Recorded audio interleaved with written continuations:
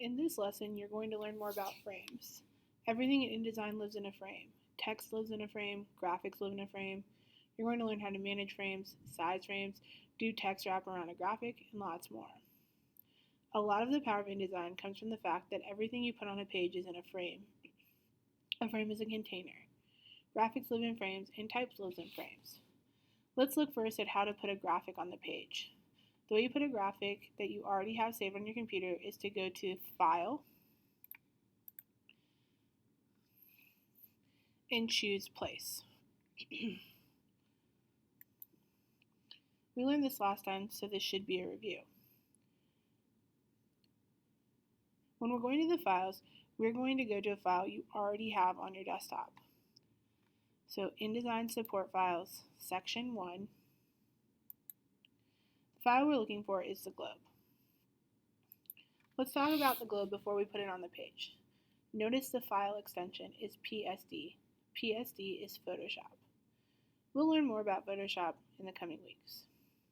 It's important that the globe file is a Photoshop file because it is a unique shape, and in Photoshop, it was created with a transparent background. I want to maintain that transparent background when I put it on the page. Another way I could save it would be to save it as a PNG. If the globe were saved as a JPEG or a photo file, it would have a large white box around it, and for our purposes, I don't want that. So I'm going to click Open, and it's going to load my mouse with the graphic.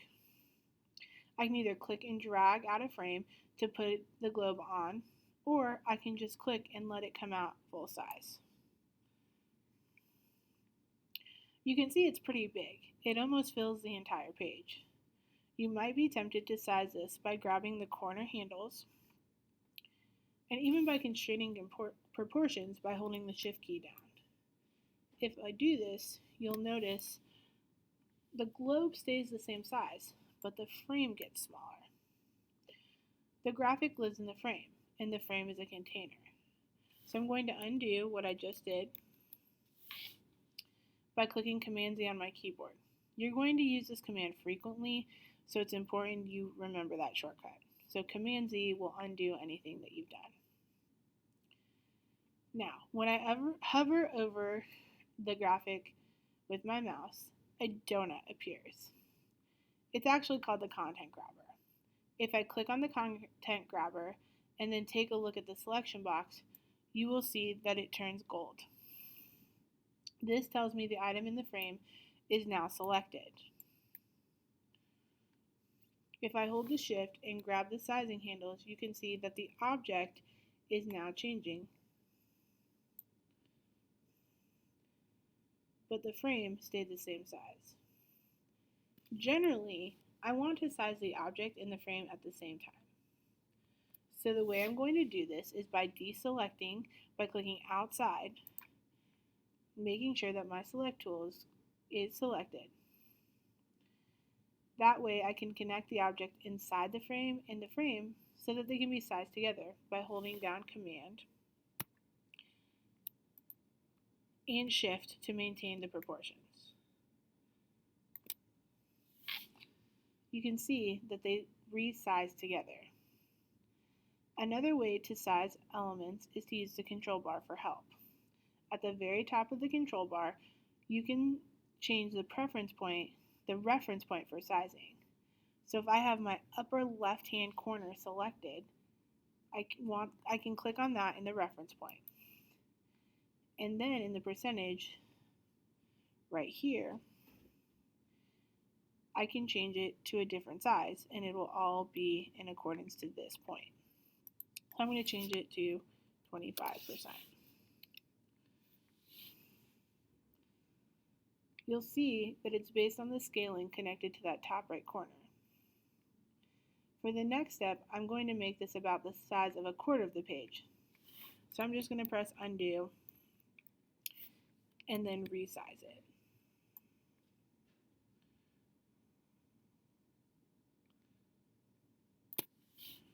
And move it up into the top left-hand corner.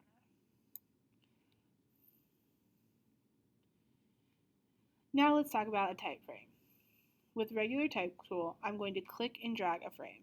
So the type tool is right here. we're going to click and drag a frame, and I'm actually going to drag it over the top of the globe because we're going to talk about text wrap in a minute. You should see a blinking cursor in the upper left-hand corner of that frame. You could type a story. We could type right in that frame if we wanted, but to save time, let's look at the Fill Frame with Placeholder text feature. This is really handy if you're doing mockups or if you're in a training like you are right now. We don't really need content, we just need text to play with. So I'm going to fill with placeholder text. So I'm going to go to Type, Fill with Placeholder Text. You can see it fills that box with text. Now I'm going to resize that frame to just be a little bit smaller. So I need to come over here to the Selection tool. I'm going to make it just a little bit smaller with this in the corner. When I do that, now you see that there's a red plus sign in the lower right hand corner. Every type frame has an upper left hand corner square that is called the input and a lower right hand corner called the output. If there's ever a time that the entire story isn't showing, it's going to show you this red plus sign. This tells you the rest of the story isn't showing. So I would either have to enlarge my frame, or I'm going to have to thread the story into additional frames, which I'll show you how to do in a minute. But for now, we're going to just resize it till that goes away. Now I want to talk about the globe and doing a text wrap. To find the text wrap panel, go to the Window menu and click Text Wrap to bring the panel up. I'm going to move it over to the side here. I'm also going to close my swatches window so that I can work with this easier. So you can see now that the type is covering the globe and I want to wrap it around. When we text wrap, we want to select the object that we want to wrap around. So in our case, we want to select the globe. So you're going to always select the object that you're going to wrap around. In the text wrap panel, there are 5 choices at the top. The default is that there is no wrap. That's what's happening now. The text is going right over the top. The second choice wraps around the frame. Basically, it's a square wrap. So you can see that it's wrapping around these blue lines. But the third wrap is what we want. It allows me to do kind of a custom wrap. So I'm going to click on that one. It hasn't done it yet. It's still a square wrap because we have other choices that we have to make. Under the contour options, let's look. When Photoshop has a transparent background, the term for this is alpha channel. So I could tell it to base the wrap on the alpha channel. I could also tell it to detect edges. That'll work in this case. Now you can see that the type is super close to the globe. That's a little too close for what we want. Remember, we learned white space is a good thing. At the top of the text wrap box, you can see an offset option. Now, if I were using a square wrap, you would be able to offset each side differently. But since I'm doing around objects, those options don't make sense, so they're grayed out. I just have to offset the one field. You can see when I offset it, it's adding a little bit more space around the globe. Now, if I move the globe, look what happens. We have type that starts on one side and jumps the graphic and finishes on the other. We never want to do this. It makes it difficult for the reader. But you can control how the type wraps relative to the object. We can say always wrap to the right size. Or we can say always wrap to the left side. Or we can say always wrap to the largest area. If I do this, if I move my object, as soon as it gets to the middle point, the text will wrap to the other side.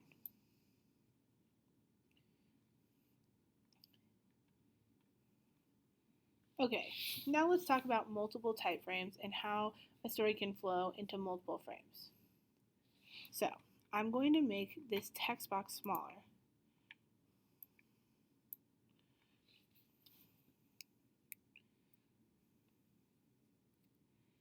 so that I have the red plus sign as the output, which it is right here.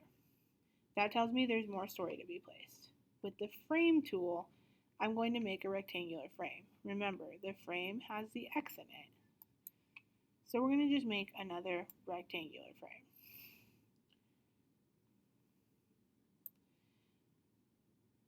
You can do just frames as placeholders that are going to have objects or text in them later. So like I said, we'll make another rectangular frame. We can also put text in other shapes. So let's go ahead and let's make an ellipse.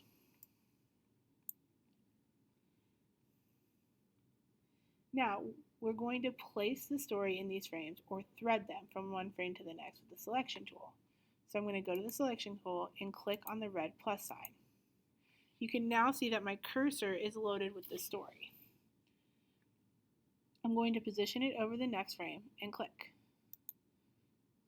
So you can see that the story has now flowed from here and continues into this frame. I can do this one more time by clicking on the next frame. You can see that the whole story is now placed. Now sometimes we're going to lose track of where we have threaded the story. So under View, we can go to Extra, and we can say Show Text Thread. And you can see that now InDesign is showing us that it has gone from this output to this input, and from this output to this input. This could be important if you're threading text over multiple pages. And if we zoomed out, we would be able to see the text threaded throughout those pages. Now I'm going to clear all these items. Now let's talk about putting multiple pictures up at one time and working with multiple frames. So I'm going to make a frame on my document. I'm going to make a rectangle frame, so I'm going to hold down the one that is the ellipse right now and click on rectangle and make a frame.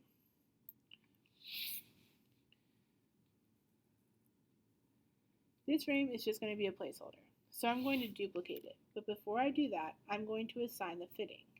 So again, under Object, I'll go to Fitting, and I will go to Frame Fitting Options. I can then say Fit Content Proportionally, or Fill Content Proportionally. I'm going to fill the frame proportionally. Then I'm going to press OK. That has now assigned that fill option to that box. So I can assign that to the frame before I even fill it. I'm now going to duplicate that. An easy way to do that is to hold down the Option key on your keyboard, and with the Select tool, quickly click and drag to make another frame. As I dragged, you notice there were green guides. These are called Smart Guides. They help me to make sure that things are perfectly lined up and shows me that it's centered, the top and the bottom are aligned. Now, I didn't pay too much attention between the distance between these two frames, but I do like the distance. So I'm going to duplicate it one more time. So I'm going to press Option, click, and drag.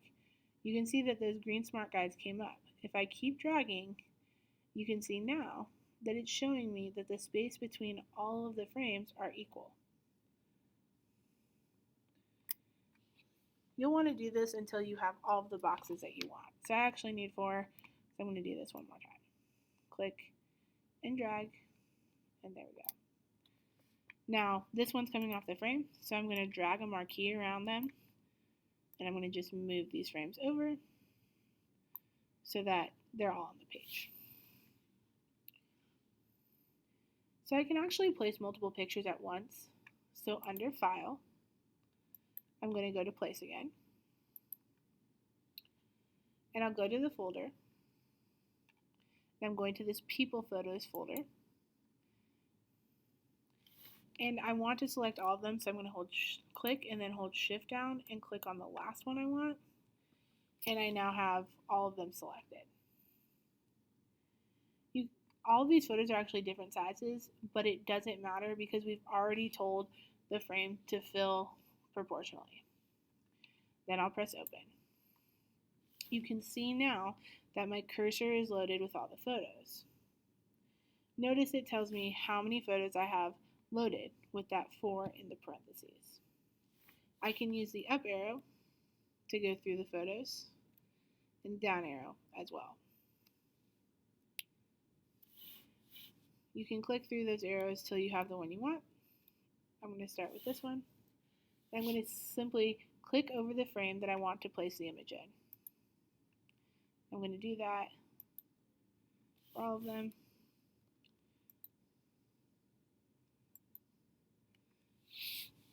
And now they're on there. So now I have multiple images. Show you how we can maintain that gutter space, which is this white space between each image. So I'm actually going to duplicate all of these. So I'm going to just select them. So I have all of them selected. Option.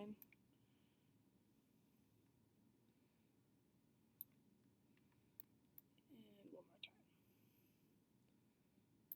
So you can see that they're all lined up. They're all perfectly spaced. So in the toolbar, I have what's called the gap tool.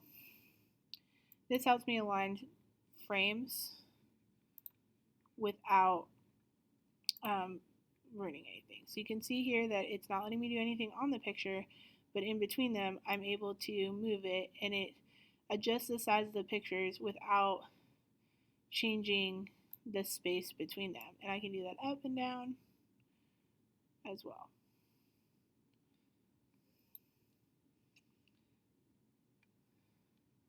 So in this lesson, you learned how to manage your frames, you learned how to thread text, and you learned how to size graphic inside the frames.